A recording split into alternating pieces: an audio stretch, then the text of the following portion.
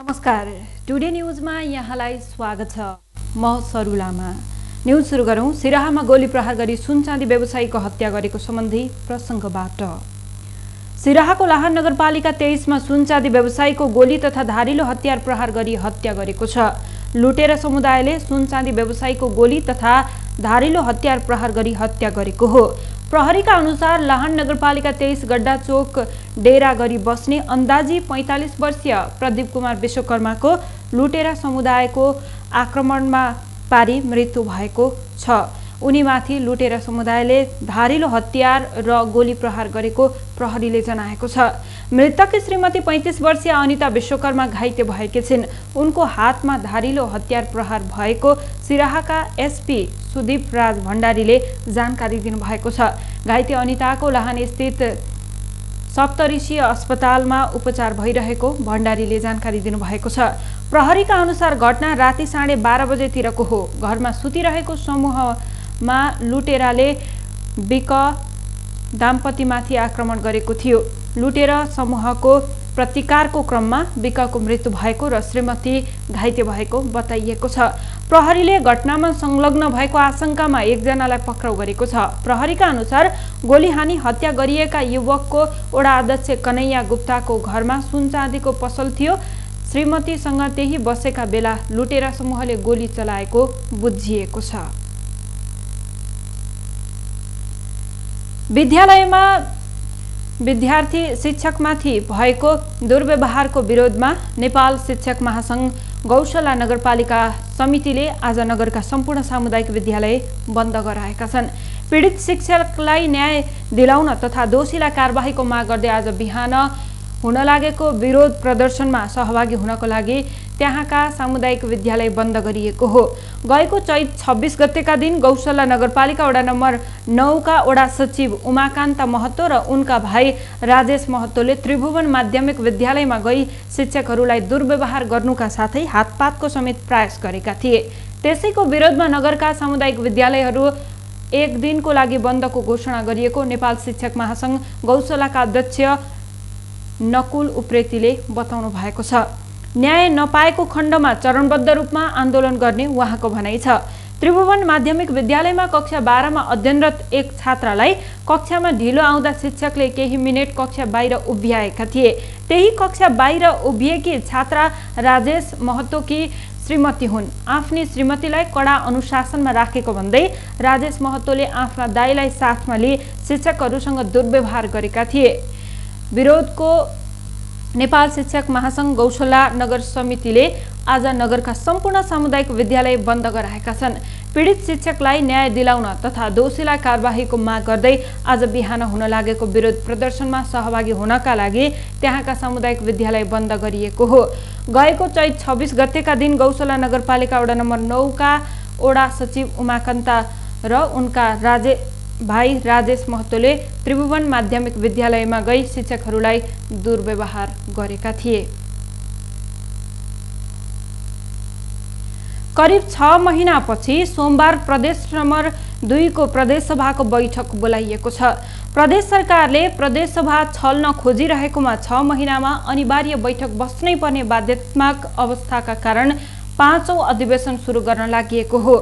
चौथो अधिवेशन कार्तिक 4 गते सकिएको थियो। संसद बैठक अघि कार्यव्यवस्था समितिको बैठक बोलाए पनि सदस्यको टुङ्गो लाग्न नसक्दा बैठक बस्न नसकेको प्रदेश सभा संसद सचिवालयका निमित्त सचिव रञ्जित यादवले बताउनु भएको छ। नेकपा पार्टी विभाजन र जनता समाजवादी पार्टी एकता भएकाले कार्य अवस्था समितिको सदस्य फेरबदल गर्न दललाई पत्र पठाए पनि उनीहरूले नाम नदिँदा कार्यव्यवस्था समितिको बैठक अन्योलमा परेको हो।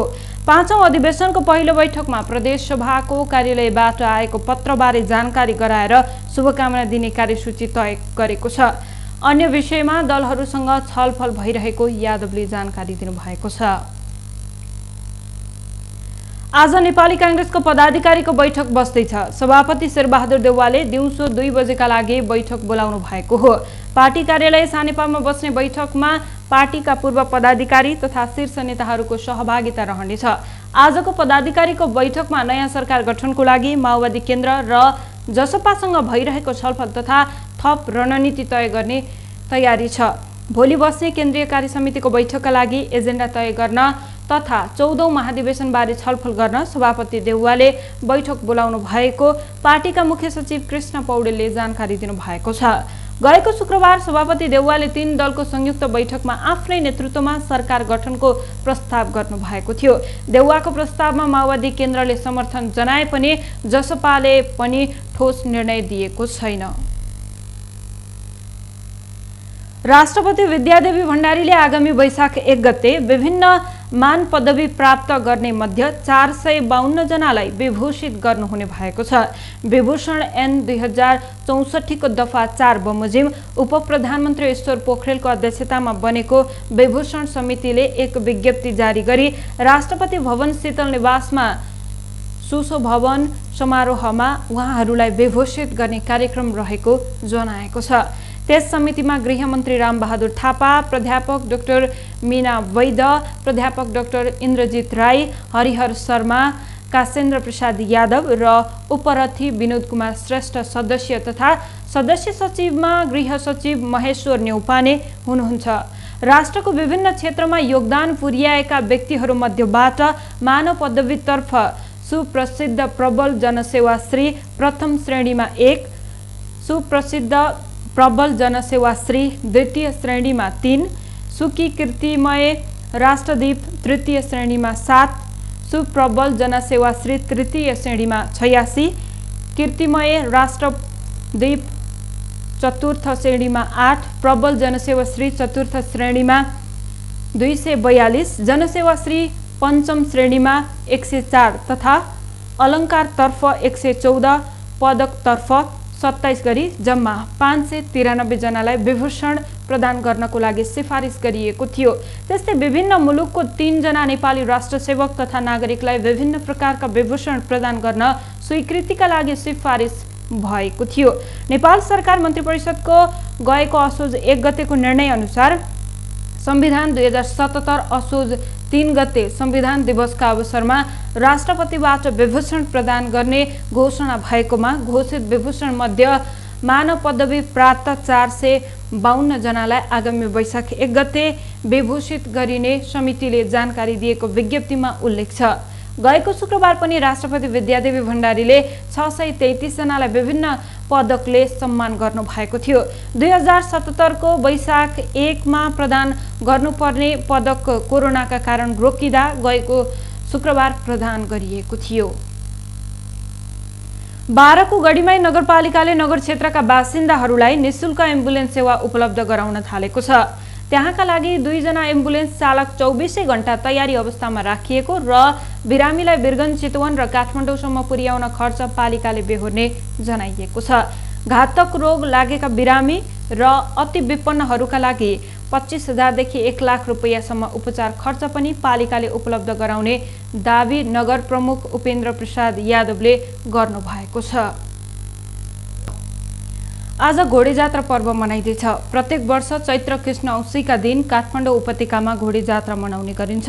टुडी खेलको पूर्व दक्षिण दिशामा बास गर्ने गुरुपामा भन्ने राक्षसले सहरका बालबालिकाहरूलाई दुःख दिने गरेपछि घोडाको टापले कुल्चिने परम्पराका रूपमा घोडेजात्रा मनाउने गरिएको विश्वास छ। नेपाली सेनाले आज टुडी खेलमा अस्कला, मोटरसाइकल खेल, शारीरिक व्यायाम, युद्धकला लगायतको प्रदर्शन गर्नेछन्। आजकै दिन ललितपुरमा पनि एउटा घोडा दौडाएर घोडेजात्रा मनाउने परम्परा छ। टुडी खेलमा घोडेजात्रा हेर्न राष्ट्र प्रमुख सहित उच्च पदस्थ व्यक्तित्वहरू, कूटनीतिक नियोगका प्रतिनिधिहरूलाई आमन्त्रण गर्ने गरिन्छ। गएको वर्ष कोरोना महामारीको कारण लकडाउन भएपछि कार्यक्रम स्थगित गरिएको थियो। यस वर्ष पनि कोरोनाले थोरैलाई आमन्त्रित गरेर सांकेतिक रूपमा मात्र जात्राका कार्यक्रमलाई निरन्तरता दिन लागेको नेपाली सेनाले जनाएको छ। टुडी खेलमा सेनाले घोडेजात्राको बढाई गरेपछि उपत्यकाका किसानले आफ्नो खेतबारीमा सिमी, बोडी, भटमास, काँक्रो र फर्सी जस्ता तरकारी बालीको बिउ रोप्ने चलन छ। सरकारले आज काठमाडौँ उपत्यकामा सार्वजनिक बिदा दिएको छ।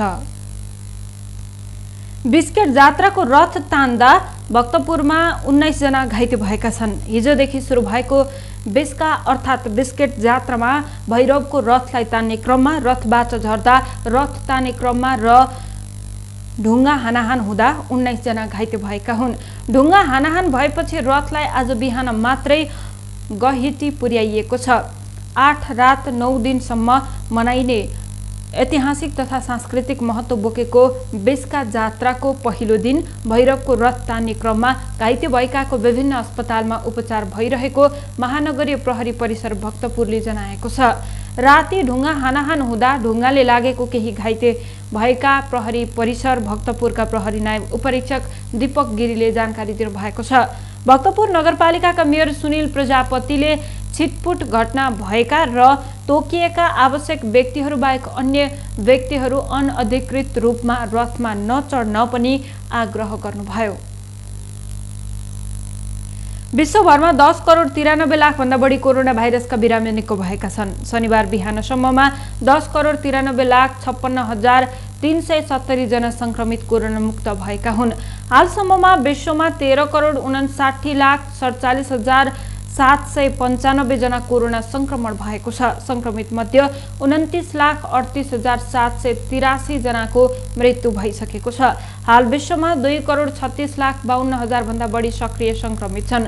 कोरोना भाइरसबाट सबैभन्दा बढी प्रभावित राष्ट्र संयुक्त राज्य अमेरिकामा हालसम्ममा 3 करोड 18 लाख 69 हजार भन्दा बढी मानिस संक्रमित भइसकेका छन्। संक्रमित मध्ये 2 करोड 44 लाख 23 हजार भन्दा बढी निको भएका छन् भने 5,75,597 जना संक्रमितले ज्यान गुमाइसकेका छन्।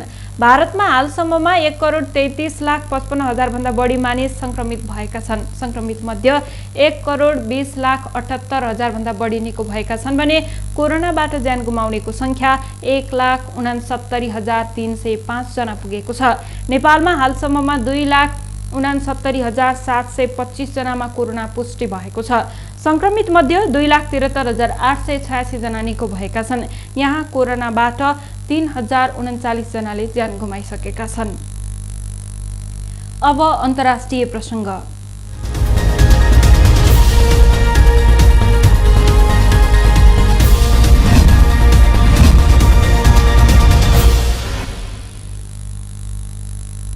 म्यानमारमा सैनिक सत्ता विरुद्ध प्रदर्शन गरिरहेका माथि सुरक्षा फौजको ज्यादती थप बढ्दै गइरहेको छ।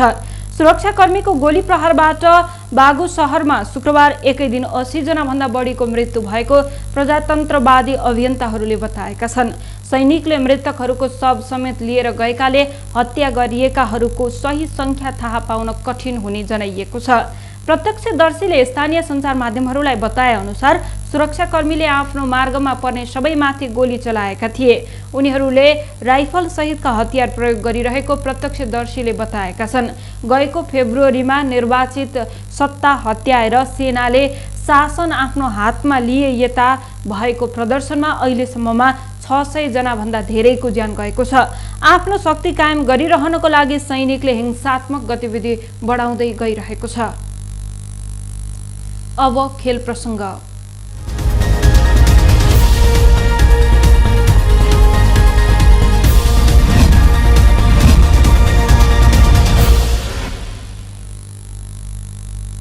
इन्डियन प्रिमियर लिग आइपिएल क्रिकेटमा आज सनराइजर्स हैदराबाद र कोलकाता नाइट राइडर्स खेल्दैछन्।